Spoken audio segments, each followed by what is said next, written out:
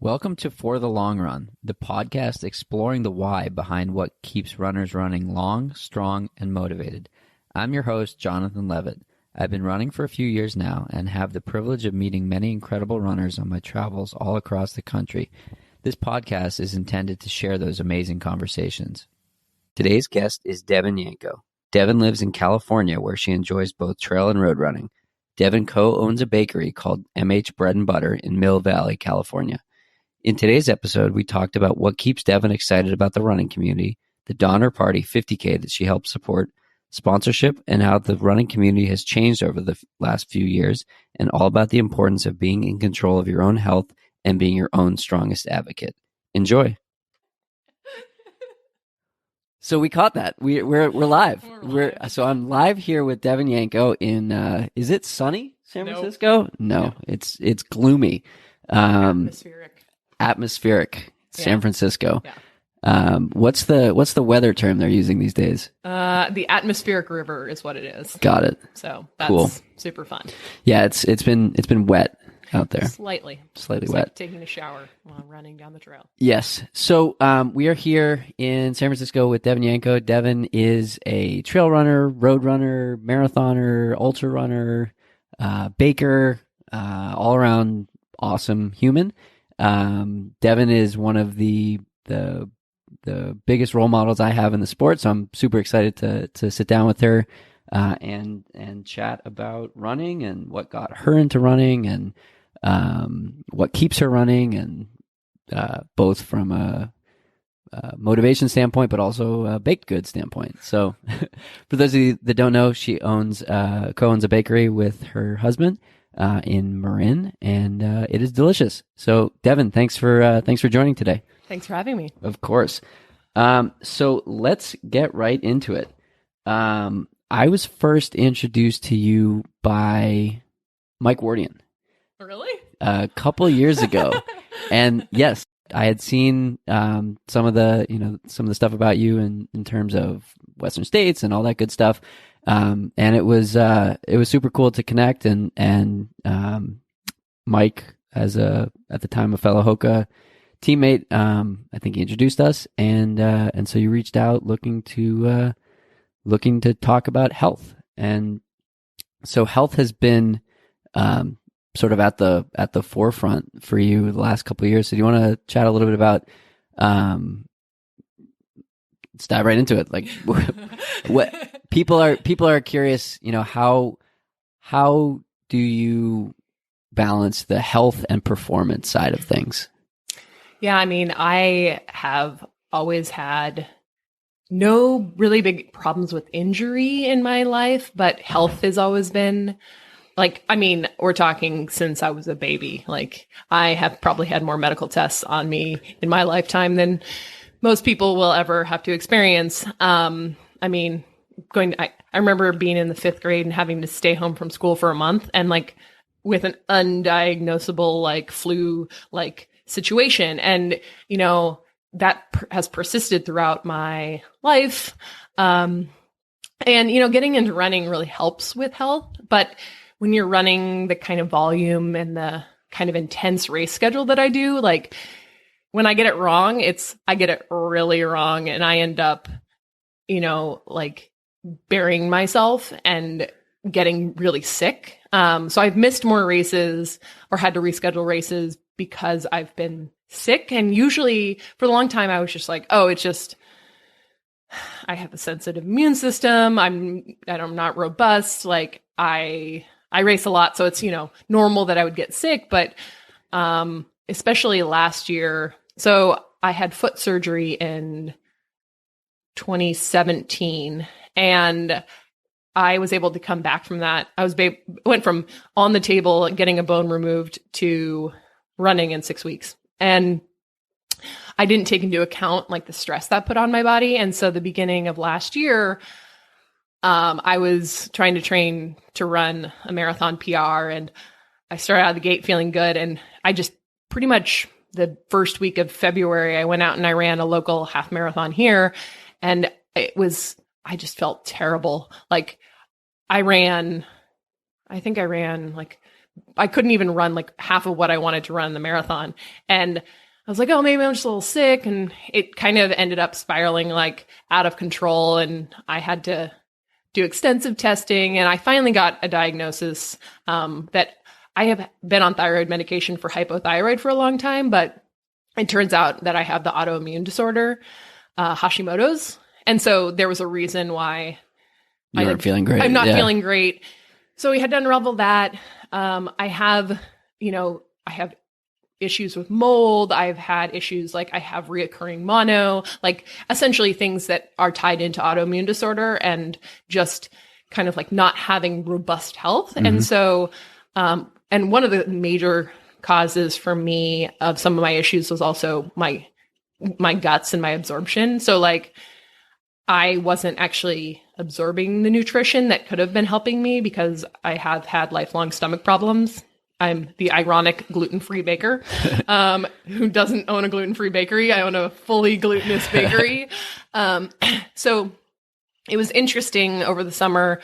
We, with my doctors, we actually focused on fixing my stomach on top of all the other stuff. And that actually has really helped. But it's lifelong. And like even this year, I finally had a really good training block and I ran my second fastest marathon time ever on a day that wasn't really a PR. I was going for a PR and it wasn't a PR day, running solo into headwind is not the greatest, but I ran the effort that I knew I was capable of.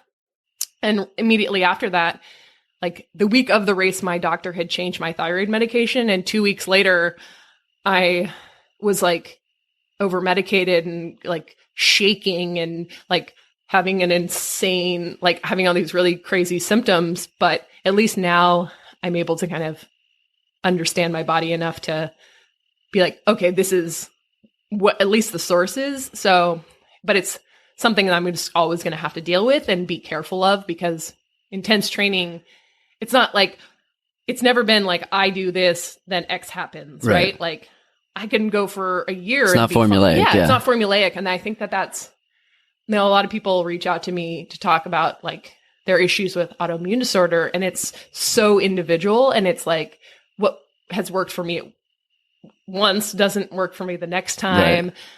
Right. But it is nice to, like last year was very helpful in that I had been fighting for answers for a really long time. Like you go in as a healthy person. Like for me, I go into the doctor and I say, I'm tired. And they go, well, maybe you should run less. And I'm like, well, I've been able to run 120 miles a week and feel fine. And I know I can be better. I know what I'm telling you. I know what tired is. Yep. I know what this doesn't feel right. And so just being an advocate for my own health, like that's been the most helpful thing for me. Definitely. And that's a trend. We were talking earlier about how long it takes to get an MRI and like all these crazy things. And the biggest theme is that like you have to be your own best advocate and you can't just accept that like you don't feel good. Okay. That's now status quo. And like, that's your new normal. I think it's been cool watching over the years just how like vocal you've been about your own health and your own sort of desire to get answers. And then on the flip side, you've been super open about like when things aren't going right, you don't race or you back off. And we were talking earlier about not racing a race just because it's there, and instead honoring your body and honoring the the rest and what you need to do for longevity's sake. Yeah, and I think the hard thing for me was finally realizing that I had this sense of like kind of like this picture that I created of pressure that doesn't necessarily really exist. And I won't say it doesn't exist. When I had different sponsorships over the years, like I have had explicit pressure to do certain things. You need to do this race. Yeah. I mean, that exists. But a lot of the time, the pressure is on me. I'm like, I'm the one that picked the schedule. Like literally, like I was supposed to go to Tarawera 2 weeks after I did Houston and I couldn't because of the over medication. And I signed up for another race because I was like, but I said I was going to race. So I'm going to do something else. And when I decided not to do that secondary race, I felt so anxious because I was like, but I said I was going to do it. And like, I don't have a good enough reason not to, but I was like, I have plenty, like, I can take, like, you don't have to race a bunch of yeah. in small reasons is still enough reasons to not force myself to go run 50K when I don't want to run 50K. And I think that that's been the biggest shift for me, is to actually, in the past, I would still try to push through, and then, halfway through the race, I'm beating myself up for knowing better and making the wrong decision. So now it's just being like, yep, I'm going to humble myself and say, I can't do this. And there's so many races, and it's so easy to get wrapped up in wanting to do so much that I've just kind of been like, no, I want to do the things that feel right. And the things that I go all in on. Like, I spent the longest training block for me. Like, I went 3 full months without racing, which is a long time. That's a long time for you, yeah. My coach was like, I'm so impressed you actually managed to pull that off for Houston. And like, I really enjoyed that. And I can see now that like I ran well because I did that. And so there's finding that balance between wanting to race and wanting to be out there and wanting to experience all these cool things, but also balancing all the other factors. And I think I've been doing this long enough that it took me something like 11 or 12 years to finally get over like the incessant need to feel like FOMO. Not even FOMO. It's like proving myself. Yeah. And I don't actually think that I've ever needed to prove myself, but I don't know. Like, it's like every year of my entire ultra running career, I've felt like, oh, it's a blank slate. I gotta go do something amazing. And it was funny because last year somebody was interviewing me and they were talking about how I had kind of like a down year. And I was like, you think you don't remember that I like won a marathon outright, or like I was 7th at Comrades? And it's like, it's funny to me that people think that there was this attitude like, oh, you didn't race that much. And I'm like, I raced like 5 marathons and a couple of ultras. Oh, I was in the world championships. Like, so it's kind of like that sense of like, what have you done lately? Yeah. And it's never going to be enough.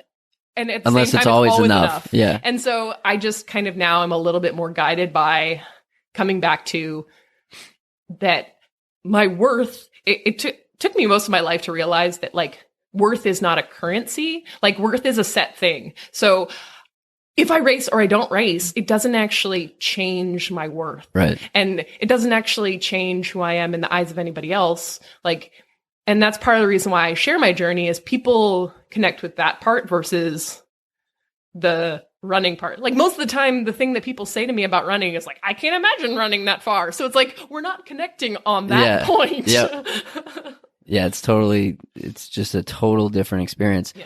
So you mentioned you've been in the sport a while, you've had a lot of sponsors. One of the things that some of the feedback I've heard so far on the podcast is that people are enjoying the sort of the look into the life of a pro runner. So what's it like to have these sponsorship obligations when you're balancing what you're doing with who you are and what you want to do? Yeah. I have been incredibly lucky over my career to enjoy sponsorship with a lot of different companies. I did my first ultra in 2006.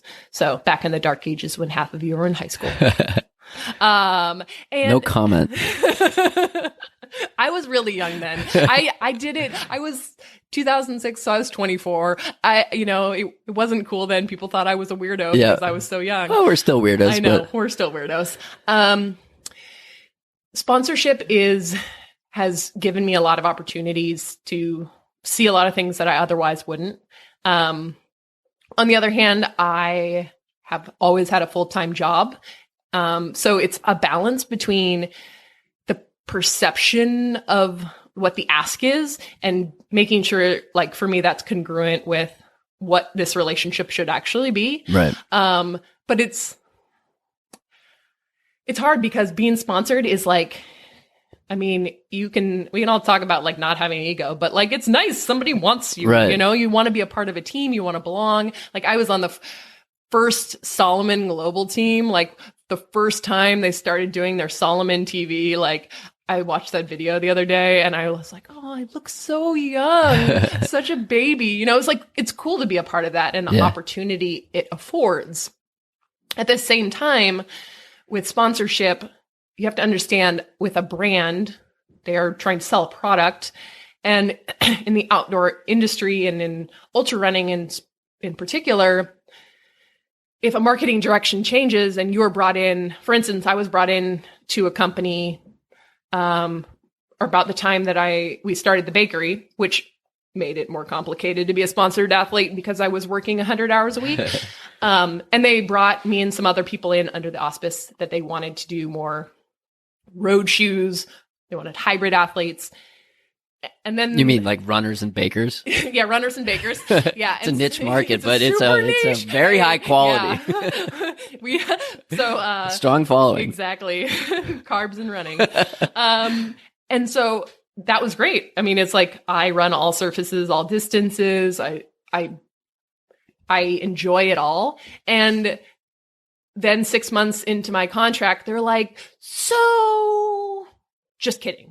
And they were like, so can you go off and do this like very big left-hand turn and go do something different? And they basically said, if you run this event and do well, then we'll consider continuing to sponsor you. Huh. And I was like, I couldn't commit at that point. Like we were 6 months into having the bakery be open. I was like, I can't go starting run an at 3 a.m. Sorry. Yeah. And so it was like, that is unfortunate, but it's also not personal. And like, I think one of the greatest lessons for me was realizing that it's still like you're representing a company and the company needs to make money. It's a business. And I have gotten better over time at like separating that out because it is a human relationship. Like most sponsors have a team manager who's like, you know, they're supporting you. They're your biggest fan. But it's also business. So it's like a lot of those balancing those factors. Yep. And it took me a while in my career to also see being a sponsored athlete as a business for myself. Right. So it's like remembering like to ask for what I'm worth, to ask, you know, to have boundaries with not always being available for every single thing, or to be like, hey, you want to jump in and do this crazy idea? And you're like, you feel obligated to do it. And, you know, sometimes you do things but against your better judgment. Right.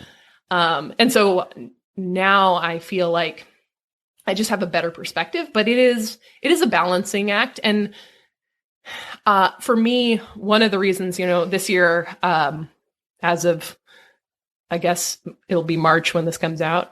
Like, I don't have... That might be good. We might get this out by this afternoon. Okay. Yeah. Let's do it. February 29th. Yeah. We're adding a day this month. We're going to add a leap year. Is like, just not... just totally threw me off. Sorry. I'll try and keep it on track here. Work the problem, Devon. Work the problem. Yeah, I just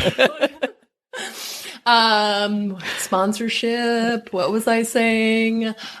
Not being sponsored. So it's you're coming into March here with you don't have sponsors. Yeah. And I know what I was going to say is like I made the choice to not only think of just myself and what I'm getting out of it, but having been in this sport for a long time, I have seen that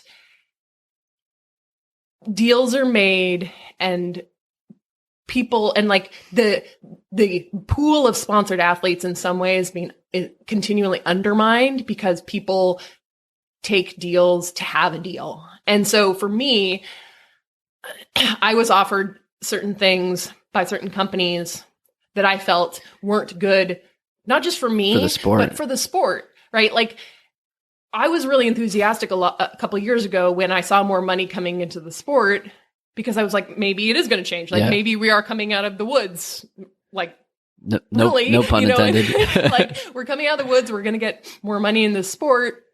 And that's good for everybody. And then I started seeing that kind of erode pretty quickly. And so for me, because I'm an adult, I own a business, I make money, like I didn't want to take a deal just to have a deal Right. on my behalf. And also so somebody else isn't being put in that position, because I don't want to support that idea. And I mean, it's hard because you look on social media and people are like, I'm sponsored. And Yeah, January 1 is an interesting day on Instagram. yeah, it's like, I don't think that there's enough transparency in a lot of sports where, I mean, and this is across the board in running. It's like, what does that deal actually mean? Right? Like, does that mean you get free shoes? Like, it's funny because I've done crossing over into other like triathlon and OCR. And it's funny when I approach those companies, like some of the bigger companies in the past, they'll be like, we can't sponsor you, but we can give you free gear. And it's like that mentality. I was like, that's what we call sponsorship. And also so just putting myself in the position to say no, yeah. And to honor not just myself, but the other people who are in the sport, and for younger people to like actually come into the sport and try to make a living and like to kind of have more opportunity. Like, that's become more important to me than just the ego involvement and like being like, I still have a team. Right. And that was a big shift for me over the last couple of years, to just realize that like, I want to have an impact in the sport, in that like, I want to do good for the sport in general, not just have good results. Like, I want the sport to be a place that is welcoming, that is, you know, supporting other runners, and like to be kind of like what it was when I started. Right. And like continue that on, but also help it grow. Definitely. So one of the things that I remember you saying to me a couple years ago, specific to Insight Tracker, is like, we can do this because we're friends, and it's, you know, it's something I truly believe in. And there's a difference between, I don't want to talk about a certain product or whatever, but there's a sponsorship, and then there's something that's like bringing value to who you are, what you do, allowing you to, you know, make changes and things like that. And it's been fascinating to work with you and work with a whole lot of other athletes through Insight Tracker, that like they genuinely want to help other people improve. Yeah. And it allows them to have a platform to not be the expert, but to share something that allows them to improve. So it's always been, I've always been impressed with like how authentic you've been with sharing your own experience through health and, you know, boosting your ferritin and, you know, things like that. That is different than, you know, hey, I got this recovery product, or, you know, this, whatever it might be. So it's always been super cool to see that.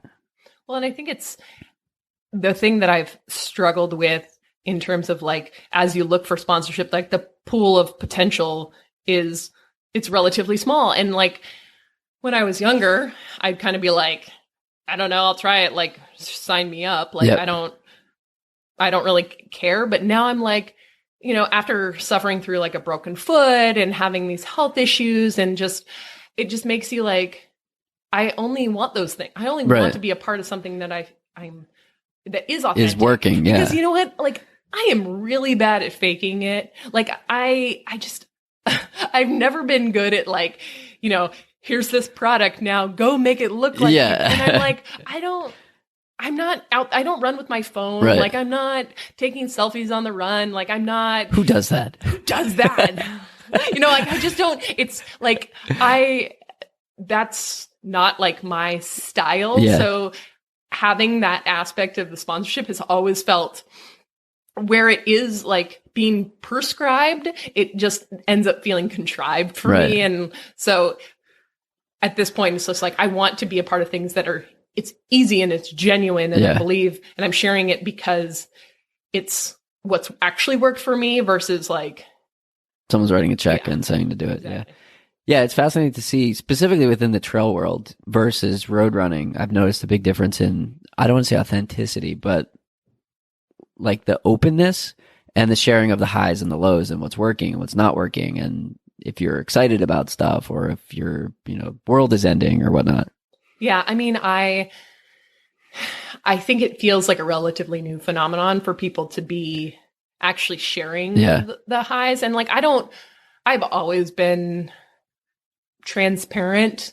People think that they know everything about me, and I'm transparent in the things I've already figured out for myself, not like, it's different. But like there was an experience, Allison Felix recently, like had a baby, and apparently she completely hid it from social media, like the entire time she was pregnant, because of like, she was worried about the backlash with sponsors and things like that. And I'm like, that blew my mind. Yeah, that's wild. Right? Like that you can't talk about some part of your life. Like a basic human, like essential function. Yeah. Like you need to have babies in order to like. Yeah. And I mean, even like I've been trying to limit my own social media time. Most people know I'm off Twitter, I'm off Facebook, like Instagram, but like I now have even curtailed back Instagram, because there's still a sense of like people have like this one message that they're like really going hard about, or like there are people who are like a little bit too enthusiastic for me. And I'm like, maybe I'm just gotta work Debbie on my Downer over here. But like, it's just like that. I'm like, what's the authentic, like, right. Who are you? Yeah. I mean, like yesterday it was pouring rain, and I posted on Instagram, like, I don't know who these people are for pretending like they like to go out in this shit. I like this. I was like, I don't like running in this. This is terrible. And it's like, that's real. Like, I want to know that the people I follow are human. Yeah. Like, that's how you connect with other people, is like knowing that you aren't alone and that you do share experience. Definitely. So one of the things you just mentioned was that you run all surfaces, all distances, really from nothing to 100 mile. Yeah. We can get into that. We were I was sharing that I was having some indecisiveness around, road versus trail, and like, I'm feeling good on the road, but is that just because things are going well or whatnot? And you had some really good advice around, what to focus on. Do you want to share that with the class here? Yeah. So as most people know, I kind of go between, like, I just ran my second fastest marathon, and I'm still targeting another fast marathon, but I love the trails. Like in the beginning of 2016, I ran Houston then, and I was kind of over, like I had reached that point that you kind of alluded to, like you don't want to burn yourself out. Yeah. And I had been training while doing the bakery, like trying to run a fast marathon, didn't work out. And I realized that I was burnt out on it. So I was like, you know what? I'm going to change gears. I feel like I'm going to go back to the 100-mile distance. And what I have found for me is that I will follow that interest until I'm not interested anymore. Like I did Leadville in 2017. And after that, I was kind of like, well, granted, I had foot surgery, so I wasn't like, hey, let's go run another 100. But coming off of that, I realized I felt satisfied with what I had done at that distance. And instead of being like, I am not, like, I don't feel like I have to make these pronouncements of like, and no, I'm going this direction. Right. It's just like, just do it. I just do you, it, yeah. Right. And I have become better over the years with trying to find that sweet spot where I can, like, I know the signs now where I'm like, where I start beating my head against the wall and throw your watch out the window. Yeah, exactly. And I start getting frustrated. Yep.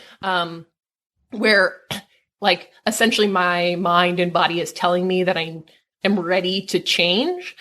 But I also tend to train in a way that, we were talking about this earlier, like it's about training fitness versus specificity. Specificity. Yeah. Like I have run my best. I ran a 14:52 miler off of marathon training, like literally no specific trail training. So like, I know that my level, like the fitness that my best fitness is going to translate into whatever race arena. I do. Yeah. And so I think that is just kind of something I keep in mind. And, what I was telling you is like, do the road training, run road races until you don't want to run out of road. Yeah, until you run out of road, and then run on the trail and turn around and run back. And it's like I think that I think a lot of people think that they're so vastly different, and I honestly feel like when you know yourself and how you train, like, to be your most fit, like, ultimately, like, the race objective, like, that part doesn't matter, and So let's get into that. There's been a lot of talk about, like, why do we race? What's the, where does the passion come from? What's the why? Do you enjoy the training more? Do you enjoy the racing more? Or is it a balance? It's both. Yeah. I mean, I pick goals, like my A goals, like if you were to look at my schedule this year, you would be like, wow, that's a lot of things. But like my A goals are essentially how I route the process. So for instance, Houston, my goal was to run a PR. Which is something you control. It's not a podium spot. It's not a... Exactly.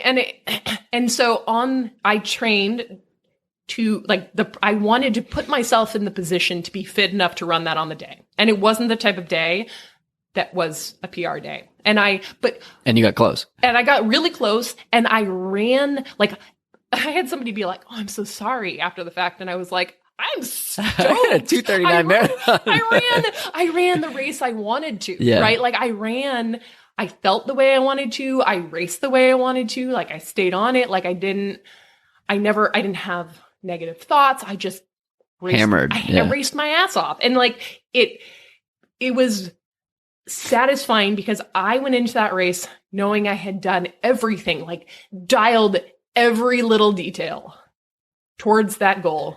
And I put everything into it. And so I was kind of sad that the race was there. I mean, I wasn't sad because, it's always satisfying, but like, I do enjoy the specific stimulus of the race. And that's why I'm like a frequent racer. But I have also, like, this block for Houston actually showed me, because that was coming off of doing 4 races in 6 weeks, including World Championship 100K, a half marathon, and 2 marathons.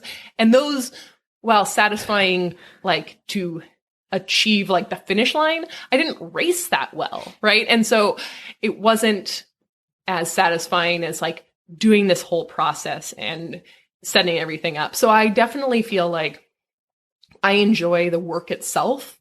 Not like, I still love to race, but like the work itself is where I kind of really thrive and get a lot of my stoke from, like, seeing myself improve or work towards a goal.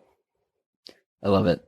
So you've been running for a couple years now. What are some of the biggest changes you've seen in the running world? Yeah, I mean, when I first started ultra running, it was, a bunch of weirdos running around in the woods. I think it still is. I mean, it still is, but there was no social media. Now there's just more weirdos and talking about it. Yeah, now you're like... And everybody's got a podcast. With drones and podcasts, okay? And social media. I think, the rise in the sponsorship thing, kind of around the time that we started doing the bakery, like that, when the Solomon team first came out, that was kind of like the first push you saw with, like, a big squad, and other teams kind of followed suit. And you also saw, like, the rise in, like, these really cool movie, like, short films and stuff like that. But, it was still a super niche sport. I think one of the things that happened over the last couple of years that has been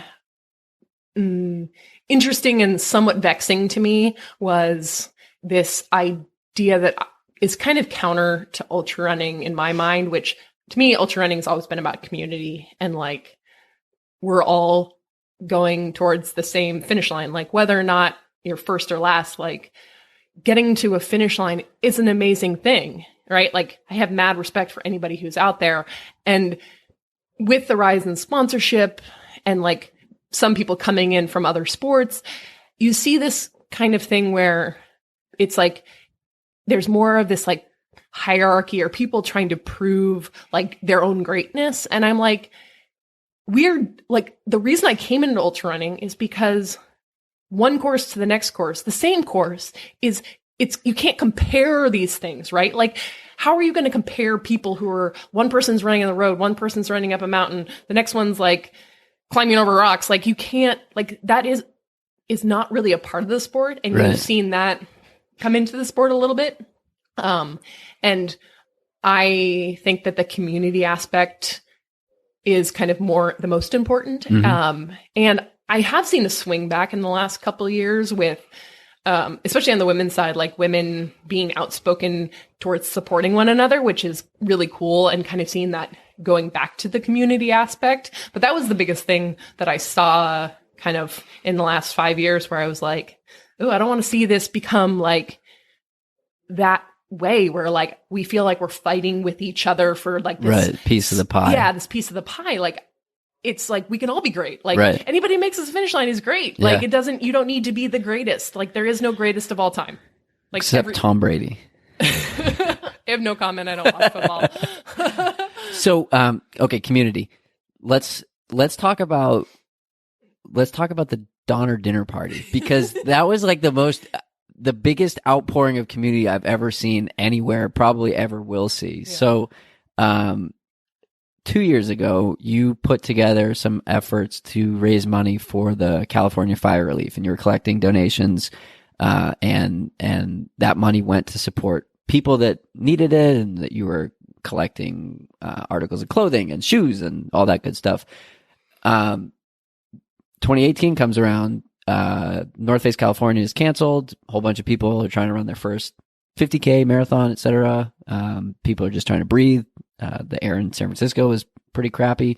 You were out in Tahoe, training, breathing, all that good stuff. And we headed out there, and our friend Tristan said, let's show off some trails. And so you jumped at the opportunity to give back and to show off some trails and show a bunch of these yahoos running around in the woods, a good time. Yeah. And it was the coolest thing in the world. And so we had 50 people show up at Donner Peak, Donner Summit, whatever. And we ran a whole bunch of miles in the woods. And talk to me about that. What was that like? What was it like on the other side? Yeah, it was when you text me that you were going to still come out and that this was happening, like, it just so goes to the heart of ultra running, which is like, yeah, you have this disappointing thing where you're like, I trained for this. This is the race I wanted to do. But you made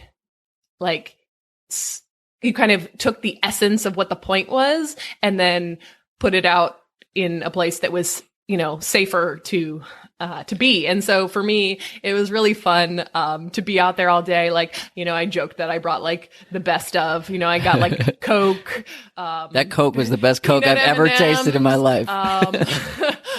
Potato chips. And like, I just, stood at the turnaround and like, it was cool because like, especially in that way where everybody was just so happy to be out there and to have an opportunity to do something. And like, it kind of made the best out of a bad situation. And like, there was also like the inevitable, like super funny, this is so ultra running things. Like when you called me that you guys had run the wrong direction on the course and you had no idea where you were. And I had to go find you and you're out of water. And like, it was just so great. Like, it was just so great to kind of be able to support other people doing this special thing. And like, to see you guys like get the full ultra run, I call it like the full ultra running experience, right? Like, you got lost, like it went wrong, ran out of fuel, ran out of water. Like, that to me is just like, to be a part of that is really what it's about. And like, a lot of times when I'm racing for myself, I don't necessarily have the opportunity to be a part of that aspect. And with, foot injury and illness and all this kind of stuff, like, and even doing the bakery, like, I haven't had the opportunity to engage with the community in the way that I necessarily did in my earlier years. Right. And so it was just like an opportunity for me to be a part of like the love of the sport. Yeah. And so it was really fun. Yeah. I mean, I've made it very clear that like, your story, your journey has pushed me to explore limits, explore boundaries and things like that. And I remember texting you last year when I was trying to decide between doing the 50K or the marathon as my first longer trail race. You were like, you're texting me asking this? you know the answer to this. You know what you're going to do. And so then to have you there for my first 50K, it was like, okay, if anything goes wrong, Devon knows what to do, and things went wrong, and you do what to do. And it was so cool to, see you every 5 miles with, all these snacks, and we would shoot the shit for a couple minutes, and then you'd say, okay, now get out of here. And 5 to 7 miles later, we'd repeat that until we got lost. And I will the cover photo of this podcast is the last, 5 strides of that day. And that's a moment that I'll remember forever. I was running with Brian Brussel, who's another really cool trail runner. And, he looks at me at mile 29. He's like, John, I've got a problem. I was like, oh, this is bad. Like we're like 7 hours into this thing, still needing to summit and then come back down. And so like, I wasn't sure what he was going to say. And he was like, I can't stop smiling. And I was like, you know what, man? I can't either. And we ran straight up a mountain to 8,500 feet. And in that moment, I was on top of the world. And we took our photos of, overlooking Donner Lake. And I'll remember that for the rest of my life. And then hitting that like flow state on the way down, like I could do this all fucking day. Yeah. I can just keep going. But then, we got to the finish line, and my leg decided it was the end of the day. And then we had the worst nachos I've ever had in my life. Oh. It was horribly unsatisfying. But anyways, so that was the coolest. Like I was explaining it. I think I was talking to the Ginger Runner podcast afterwards, and what I said, Ginger Runner Live, and what I said was, it was not the experience that I was expecting, but it was way, way more than I could have ever imagined. Yeah. And I think, the cool thing about like being at that level of fitness where you're like, I can go run 50K. Like, I believe I can do that. Like, I'm not going to die. I'm going to get lost, but I'm probably going to be found. Right. But like the experiences. Well, it was Donner Party. So you may have been eaten. May have eaten your leg. Shout out to Jenny. But like for me, the most amazing moments that are afforded by being an ultra runner have actually not been races. I have done some things with friends, some things with my husband, where I'm like, look where I get to be, like I ran from Tuolumne Meadows in Yosemite. I ran to Devil's Postpile, which is in Mammoth. And it was, I don't know, 30 some odd miles, 35. I don't even remember at this point. And like, I just remember like being way out there and being like, I got here by myself. Like there's these people who've been like, you see people who are like hiked for 5 days. This car drove Mount Washington. These people, you see people out there and they're like, how did you get here? And you're like, I ran. And they're like, when did you start? I'm like 2 hours ago. And they're like, they can't conceptualize it. Yeah. And it's just such a special thing to do. And you get to the end and like literally like Nathan ran up to meet me and we're coming down to the end and I'm like done. I had a good cry on a log because I was like just done. And we're going along and I'm like running down this road and I don't see our campsite anywhere. And then all of a sudden, like Nathan just dives in the bushes and there's our truck. And it was like this great epic adventure. It just comes to an end. And I was like, okay, it's like, that's lunchtime. It was literally like, where are the chips? But I think that it's like the unexpected adventures to me are the ones that have, I don't know, a greater depth and like your ability to connect with other people through those things. It's like, I did that way back in the day before any of you guys were out of high school. Chrissy Mayo and I ran the Grand Canyon FKT. And like, for me, that was an amazing experience because of like what we went through together. And like how she supported me when I was having a really hard time because I had run 100K on the road 6 days before we tried to do that, which is FYI, not a great idea. But like when we got to optimal, we got the record, but it was more about like what we had done together and with, this group of people that had supported us that was really amazing. And I think that, to the Donner dinner party. Like it kind of is the same thing where it's like, look what we were able to do for a bunch of people together in the, the very essence of this sport. Yeah, it was totally agree. One of the themes that has been consistent through the interviews I've done, so the millions of interviews I've done so far in this podcast with the tens of millions of listeners, has been the highlighting of the process versus the outcome. And Ben Rosario was very specific about this, and to say, like, we don't talk about time and we don't talk about, whatever. If you do the work, if you enjoy the journey, the results will come. What's your take on the process versus, tangible results? And more importantly, what can people do to, get back to loving the process? Yeah. I mean, I definitely have had periods of time when I have got it wrong. And the biggest example of that was, I qualified for the Olympic trials in the marathon, and ran it in 2012. That's where my marathon PR is. And after that, I just kind of was like, okay, now I can run. Like I ran a 2:38 at the end of January 2012, and then I ran a 2:39 like 2 months later. I was like, all right, like this is just who I am. So I'm just going to like keep on keeping on. And I started to identify, I had gotten there because I was trying to go from somebody who had run like, I think my PR going into trying to qualify for the trials was a 2:49. So I had to run a sub 2:45. And I wanted to see the process of becoming that type of runner. But once I had achieved it, then I kind of was like, well, I should just be able to go faster. Right.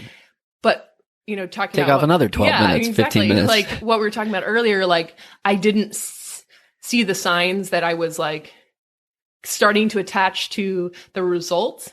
Right. And so it's funny because the harder I attached the results, the slower I became, because I would get into a race and I would be like, 6-minute pace should feel easy. Right. I don't know. 6-minute pace, FYI, is never going to feel easy. Like to anybody on the face of the earth. Unless you're on rollerblades. Yeah. Or when you're driving really slowly. And so it was like and so I would have this mental process where I just essentially put this block in my way because I was attaching to the result. So I ended up deciding to pursue I wanted to go the other direction, and I, signed up to do Western States, and I finally felt compelled to go after that goal after kind of putting hundreds aside for a while. And so I started essentially a new process where it's like I had built myself into a fast marathoner.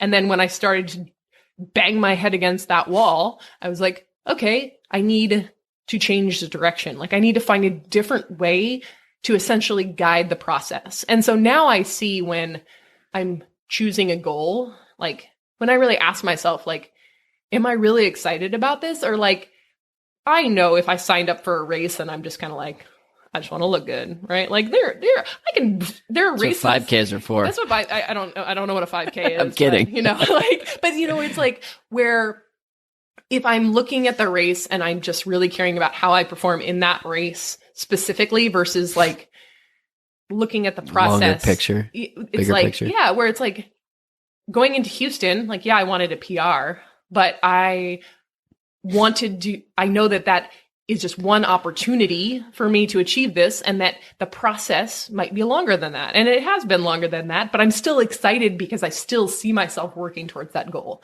And so I think, honestly, like rooting yourself in the process is a healthier way to be, because like, yeah, races, you can only control the controllables. Right. Like you are not, it's like if you say, I want to go win a race.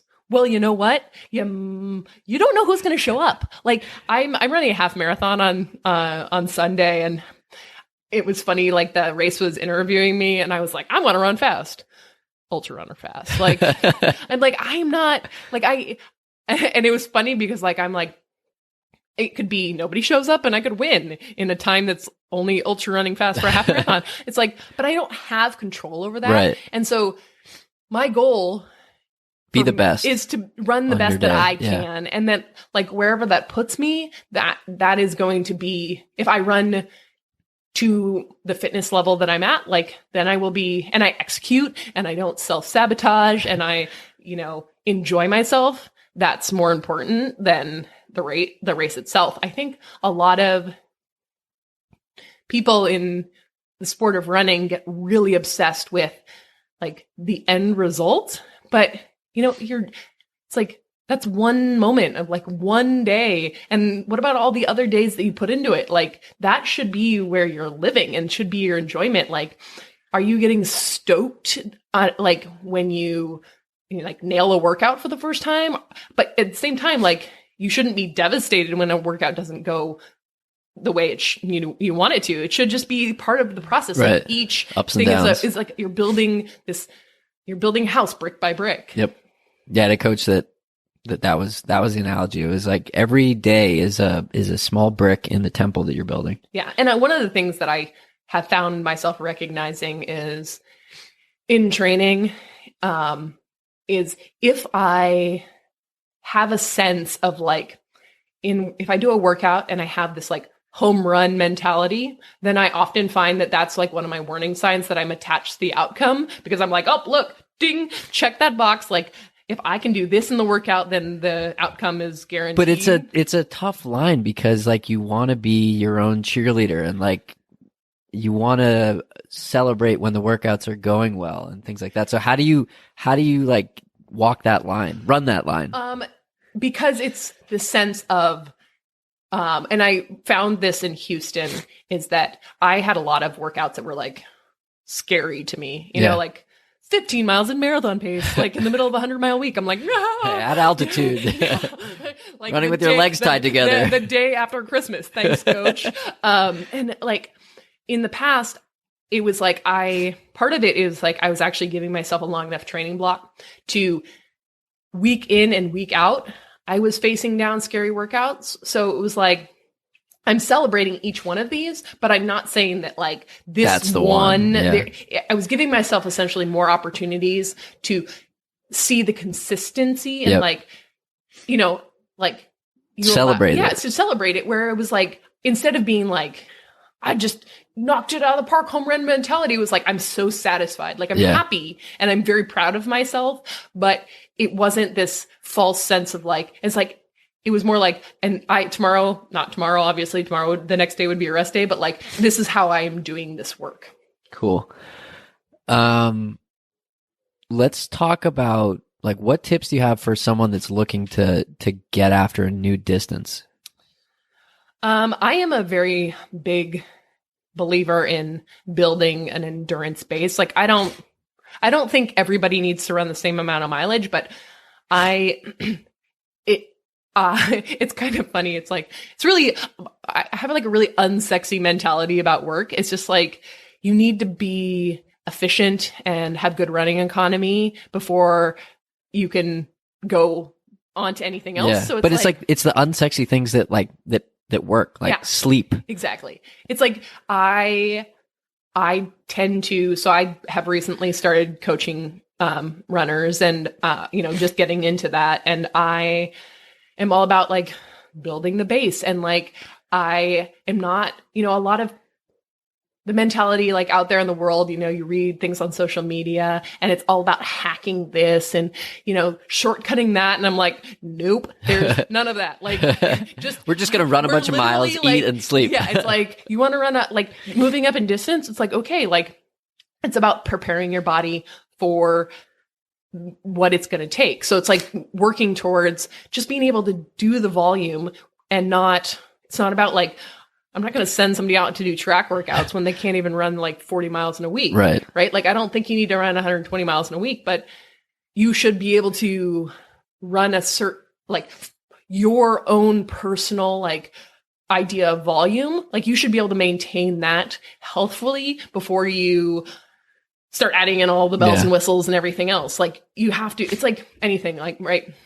I keep it simple, stupid. Well, yeah. And I did this nutrition certification recently and like, it talks about how to help clients. And one of the things that they said is like, most people don't need they don't need intermittent fasting. They don't need nutrient timing. They don't need to be weighing their food. Like they can't do fundamental things like drink enough water, eat enough protein, go to bed on time. Like it's mind blowing. Like, so just focusing on those things is how I see, and not like, especially when it comes to changing distances, like it's about being patient, but also not like thinking that there's this secret thing you have to do. Like a lot of people think if you're going to run 50 or 100 miles that you have to run high mileage, and you don't. You just need to prepare for it in a methodical way.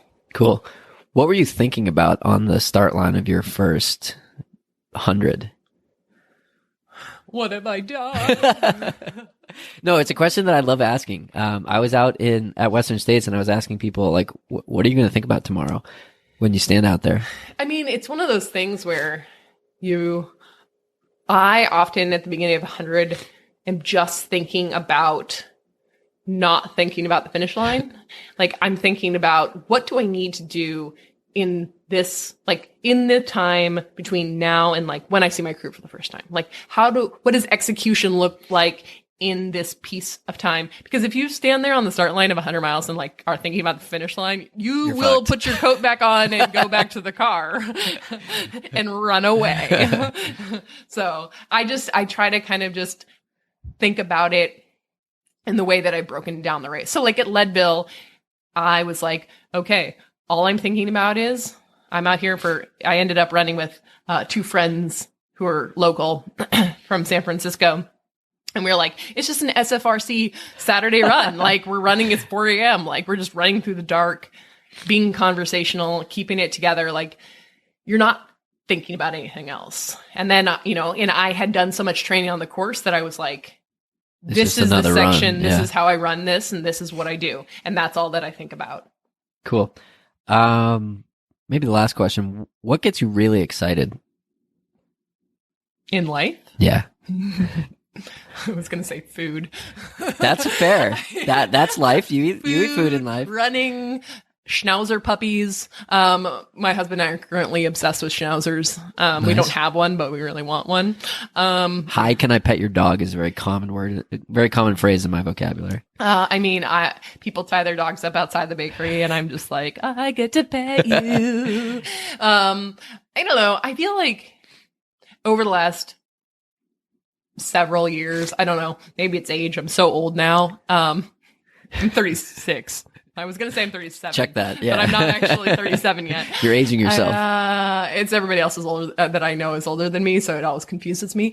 I've just kind of gotten to a place where I have like simple enjoyment in more things, like I have realized that like a lot of somebody asked me like, what was the best moment in my running career? And I was like, there's not like I can't think of a single, I've done 100 races now. Like I was like, ooh, all these things that I thought were going to be super satisfying and like life changing ended up just being like a part of the story. So at this point, I tend to find enjoyment in like simpler things, and like trying to have, instead of being like, a lot of people have that like, I'll be happy when mentality. Yeah. It's like, how about I just have like daily enjoyment and satisfaction, like petting puppies or like eating a really good baked good from my bakery. Like, like it's that kind of thing where nice. You just find that kind of more like a better type of satisfaction. Cool. Last question, I promise. Where can we find the bakery and then where can we find your Instagram? The bakery is MH Bread and Butter, which is in San Anselmo, California, which you're just going to have to look that up since I know you don't know where that is. It's in Marin. And I'm on Instagram. It's Fast Foodie. Cool. Is my whatever handle. Call sign. I just watched Top Gun, so it's actually call sign. Yeah. Yeah. Awesome. Well, thanks so much, Devon. This was a blast, and we'll see you on the trails. Thanks for having me. Of course. That's it for today's episode. Like many long runs, it's sad when it has to end. I hope you join in next week on For the Long Run. And in the meantime, happy trails. If you've enjoyed this episode, it would mean a lot to me if you shared it so that others can find it and enjoy it too.